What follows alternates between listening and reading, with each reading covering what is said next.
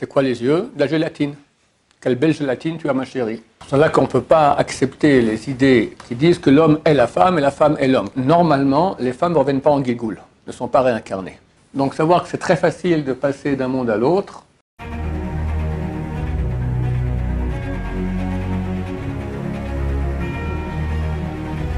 Ce jour dédié pour l'élévation de l'âme de Jordan Yehuda, Ben Agnès, Hélène Ariel. Alors la question de Binyamin. Alors je me demandais en fait, c'était quoi la différence entre les âmes masculines et féminines? Parce qu'on voit dans la Kedah Tisra qu'il y a un midrash qui nous dit qu'avant la Kedah c'était une âme féminine et après la Kedah c'était une âme masculine. Ok. Effectivement, moi je l'ai vu dans le Achem Akadosh.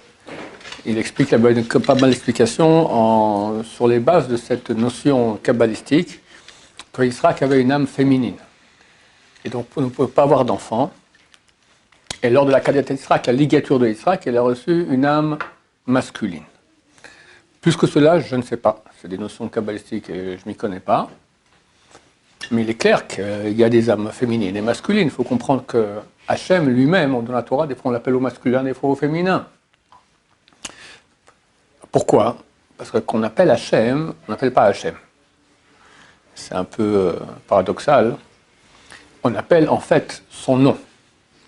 Parce qu'Hachem, on ne peut même pas l'appeler. Hachem, il est au-dessus. Le Gan du Vilain, on ne peut même pas en parler, même pas penser ça, même pas penser sur lui. Tellement c'est énorme et dépasse tout entendement. Mais Hachem a voulu qu'on soit en relation avec lui. Alors il a fait une émanation de lui-même qui est son nom. Et lui et son nom font un. De façon totale, absolue, la plus absolue qu'il puisse y avoir. Pas croire que quand je dis, parce que des fois les gens entendent cela, alors quand ils se mettent après, ils disent Hachem, non, mais c'est pas Hachem, c'est son nom, mais c'est pas lui. Là, c'est très faux, il ne faut pas penser ça. Vu que lui et son nom font un totalement, alors c'est lui. Comme quand quelqu'un me parle, à qui il s'adresse? À mon visage. Jamais on parle à quelqu'un comme ça. On devrait parler comme ça à quelqu'un. Pourquoi? Parce que c'est quoi son visage? Un morceau de chair, poilu plus ou moins. Ici, les yeux, quand on regarde sa fiancée avec amour, on regarde tout droit dans les yeux. C'est quoi les yeux? De la gélatine. Quelle belle gélatine tu as, ma chérie. D'accord? Elle te fait une tarte. D'accord? Qu'est-ce que tu me parles de ma gélatine? D'accord? Quand tu regardes encore plus profondément dans le noir, la prunelle, c'est quoi de quoi est fait la prunelle, messieurs? Le noir des yeux, c'est la profondeur même de la personne. Hein? Non? C'est un trou. Rien. C'est un trou qui rentre dans la boule oculaire et par cela les rayons rentrent dans le nerf optique qui est derrière. Donc tu regardes maintenant rien. Un rien entouré de gélatine. Et tu lui dis ma chérie, il y a un truc qui cloche. En fait, tu t'adresses à elle, qui est son âme, mais son âme, elle est en fait comme l'écran. C'est comme si aujourd'hui, on peut mieux comprendre ça avec l'informatique, quelqu'un il a un ordinateur portable extra plat. Il parle avec sa mamie qui pèse 150 kilos. Et tu as son chien qui connaît bien la mamie. Et tout coup, il voit mamie dans l'écran, mais il ne comprend pas comment elle est rentrée dans l'écran extra plat. D'accord? C'est un chien. Nous comprenons que l'écran, c'est un écran. Et je communique, je parle à l'écran. Parce que le chien, il voit son maître qui parle à l'écran. Donc il comprend que mamie est là. Puis il voit mamie qui répond. Alors lui, il croit que mamie est dans l'écran. Il comprend, hein? Nous, on sait très bien que non. C'est un écran, mais mamie n'est pas là. Nous, quand on parle aux gens, on parle à l'écran. Parce que si on parlait à l'âme de la personne, on devrait lui parler comme ça. Parce que l'âme, elle est là-haut, elle n'est pas ici. D'accord? Tu as déjà vu des gens qui se parlent comme ça n'existe pas. Nous-mêmes, quand on parle à Hachem, on va parler entre guillemets à son écran qui est son nom. Mais lui, dans sa vérité intrinsèque, béni soit-elle, et son nom font un. Alors que nous, notre corps, mon visage et moi-même font un, mais beaucoup moins. Beaucoup moins que l'unité qu'il y a chez Hachem. Alors, Hachem, maintenant, pourquoi est-ce qu'on l'appelle au masculin ou au féminin? Parce qu'il a des voies de conduite. Des voies de conduite qui sont masculines, des voies de conduite qui sont féminines.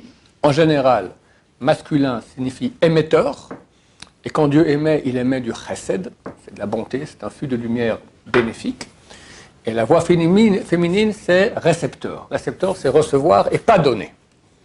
Et ça s'appelle la rigueur. Donc nous, on va toujours s'adresser, si possible, à Hachem au masculin et essayer de tout faire. D'ailleurs, on appelle la droite masculin, la gauche féminin. C'est marqué Yemin Hashem Romema, que la droite d'Hashem Romema monte. Yemin Hashem Osahail, la droite d'Hashem fait de la vaillance, fait de la puissance. Pour les gauchers. Alors, les gauchers, c'est une bonne question. D'après la Kabbalah, un gaucher fera le kiddush avec la main droite. Parce que bien qu'il soit gaucher, mais néanmoins dans le ciel, on n'a pas inversé ses flux. Lui, c'est la droite, c'est le chesed, et la gauche, c'est le din, d'après la Kabbalah. Il y en a qui disent que d'après le son simple, non, on va, à part pour les tefillin. Les tefillin, vu que c'est marqué juste après la mitzvah des tefillin, c'est marqué urtavta, tu les écriras sur les mezuzot de ta maison. Vu que c'est juxtaposé la loi des tefillin et le mot et tu les écriras, on apprend qu'on met les tefillin avec le bras avec lequel on écrit. Avec quel bras tu écris? Avec la droite. Donc tu mettras sur la gauche pour l'attacher avec la droite. Celui qui écrit dans l'autre sens, alors il mettra le tefillin dans l'autre sens. Celui qui fait les deux, alors il mettra les deux. Il mettra à gauche et à droite. D'accord? Il y a des gens qui sont gauchers et depuis qu'ils sont petits, on les a éduqués à écrire avec la droite, mais ils sont gauchers quand même. Ils doivent mettre le tefillin sur les deux côtés. Super casse-pied. Donc, il y a dans la réalité spirituelle une notion de masculin et une notion de féminin. C'est clair. C'est pour cela qu'on ne peut pas accepter les idées goy qui disent que l'homme est la femme et la femme est l'homme. Qu'il y ait une égalité, ça veut dire que l'homme ne soit pas un maître arrogant à une femme servante servile. Sa femme, on est entièrement d'accord. C'est clair. Mais dire qu'ils sont égaux, ça veut dire les mêmes, c'est faux, parce qu'un homme est un homme et une femme est une femme. On peut pas, un homme ne peut pas être une mère, d'accord? Il fait tout ce qu'il veut, à moins qu'il fasse une opération, on devient une mère, d'accord? Mais je ne sais pas ce qu'il fait, qu'est-ce qu'il revient? C'est une question pratique compliquée, d'accord? Quelqu'un qui fait une trans, je ne sais pas quoi, qu'est-ce qu'il est en réalité? En tout cas, dans le monde des gens normaux, il y a masculin et il y a féminin. Donc il y a âme masculine et âme féminine. Il est écrit que normalement, les femmes ne reviennent pas en Gilgoul, ne sont pas réincarnées. Les hommes se réincarnent beaucoup plus que les femmes. Il y a des femmes qui viennent réincarner aussi, mais c'est plus rare. Le plus sont les hommes. Pourquoi? Parce que les hommes étudient la Torah. Ils ont mis ça d'étudier la Torah. La femme n'a pas cette mitzvah. Si elle le fait, elle doit le faire. Pour la Halacha, pour la Shkafa, d'accord, mais par exemple la Gemara ou la Mishnah, la Gemara, on va dire, de toute façon, la Kabbalah, ce n'est pas une étude qui est adaptée aux femmes. Il n'a pas de mitzvah aussi là-dedans. C'est bien qu'il le fasse, mais il n'a pas le même mérite qu'auront les hommes quand ils vont étudier la Torah. Quand quelqu'un étudie beaucoup de Torah, il crée autour de son âme une bulle de lumière qui l'empêche de rentrer en enfer. Et voilà, en enfer, on ne peut pas. C'est trop lumineux. Alors, mais il doit réparer ses péchés. Gilgoul, il revient ici sur Terre, pauvre type, et il faut recommencer de nouveau, naître, les mots dedans, commencer à marcher, aller à l'école, le bac, maudit bac, d'accord, et tout refaire pour ne pas retomber. Des fois, il fait pire que de son Gilgoul passé, d'accord? La femme qui n'a pas ce problème de bulle de lumière due à l'étude de Torah, donc elle va en enfer, elle brûle un petit coup, et après, elle va au paradis, et tout va très bien, Bezrat Hashem. Maintenant, il arrive que des hommes reviennent en Gilgoul dans un corps de femme. Dans ce cas, la femme sera stérile. Si elle prie énormément, c'est une grande scène avec elle pour avoir un enfant. D'accord? À quel point? Donc, il peut arriver des choses pareilles. Maintenant, qu'une femme revienne dans un corps d'homme, impossible. Une âme féminine ne revient jamais dans un corps d'homme. Pourquoi un corps d'homme peut revenir dans une femme et pas le contraire? J'ignore. Il y a un livre, c'est des grands thèmes Chachamim, vous avez commencé à étudier la Kabbalah. La Kabbalah, c'est 8 portails qu'a écrit Rabbi Hamital, ce que son maître, Rabbeinu Hari, lui a enseigné pendant 22 mois, il a écrit pendant 50 ans. Parmi ces portails, il y a Sha'ar Gilgulim, le portail des Gilgulim. Là-bas, il explique tout, en long, en large, de travers, comment ça fonctionne.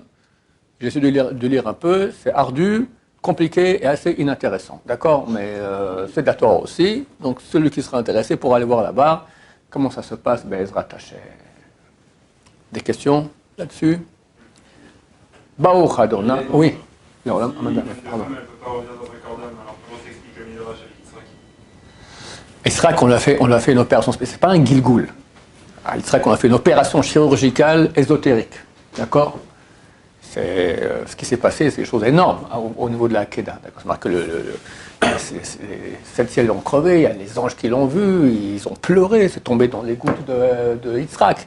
C'est des choses, je ne sais pas ce que ça veut dire en réalité, mais des choses qui sont très très hautes.